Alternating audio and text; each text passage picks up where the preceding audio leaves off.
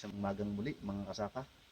It's been a long time na wala tayong na-upload na video, kaya ngayon gusto ko i-share sa inyo kung anong yung ating gaganapan dito sa Farm 1. Bali sa Farm 2 is ang tanim dun ay yung paring talbos, pero ngayon is wala na doon patubig, so hintay na lang ulit natin yung tag-ulan at tayo ay magtatanim doon. Pero sa ngayon marami pa rin naman napuputi dito sa Farm 1. Actually umarbis kami ngayon ng 50 kilos na talbos ng kamote. So gusto ko lang share sa inyo na talagang mas productive ang pagtatanim ng talbos ng kamote. Actually nitong mga kalipas na nakaraang tag-ulan is 100 to 200 kilos yung demand every day. So hindi natin kaya pa na maibigay yung ganun, 100 kilos lamang. So yung mga susunod na tag-ulan kung darating is tatanim pa tayo ng marami kasi talagang very productive ang magtanim ng talbos ng kamote.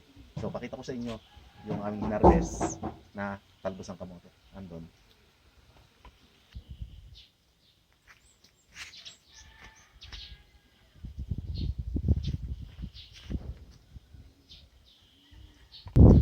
So ngayon, gusto ko nang kayong dalhin dito sa patubig namin. Bali itong ating fish tank, wala na itong laman na isda. Ito ay yung isa ay ginawa natin swimming pool. Ayan, kaya may pintura. And then dito tayo nag-reserve natin sa pagdidilig is itong fish tank number 2. So ngayon nagpapatubig tayo. Naglalagay tayo ng tubig. Ayan, nakikita nyo. Dito natin ini-imbak yung ating patubig. So ngayon, katatapos lang namin mag-harvest ng kamote tulad nga ng pinakita natin kanina. Ngayon may naka-install tayo dito ng sprinkler. Ito. So bawat sulok meron kaming in-install dito. Ito, doon, bali 1, 2, 3, 4, 5, 6, 7. Itong sprinkler yung ating in-install. Ngayon magpapatubig tayo. Tara, samahan na kami. Ito.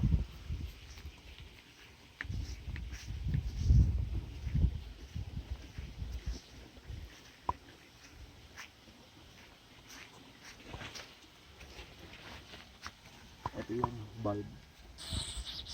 Bali ang ating ginagamit na tubig itong Pedrolo 0.5. Ayan, Pedrolo 0.5 ang ating ginagamit na motor, kaya kaya na yan, malakas na ang talsik niyan. Lubang ko muna.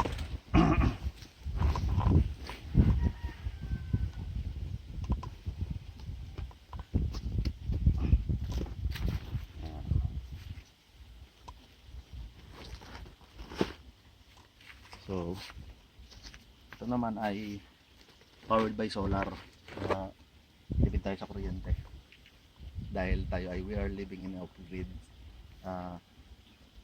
dito sa ating farm 1, no? So nabuhay yung hindi na yan.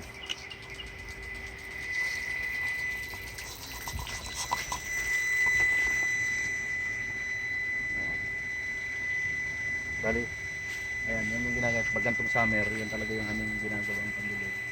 At makikita nyo naman, very efficient pagdating sa time consuming. Hindi na tayo ng manual na pagdidilig, no? So ayan, kailangan lang ayusin din.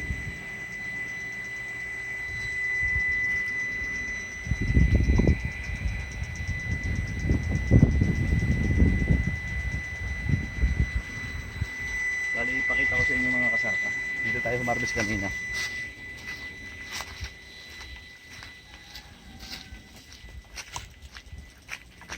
Bali yun, harbisan pa natin yun.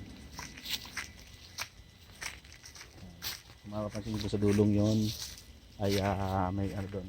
May sprinkler din tayo naka-install doon.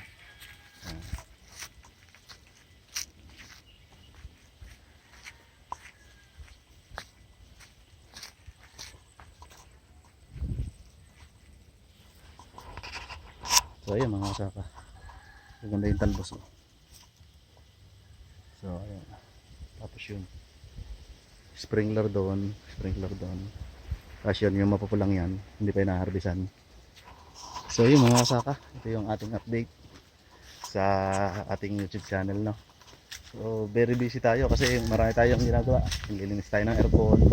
So hindi tayo nakakapag-upload. Pero ngayon na nakaisip pa tayo mag-upload, no. Paki-share sa inyo yung mga kaganapan dito sa aming Farm 1. So ayun. Basa yung ano.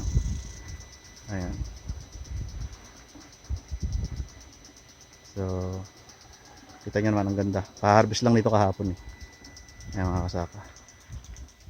Tapos may mga patubig din tayo dito, no. Ayan.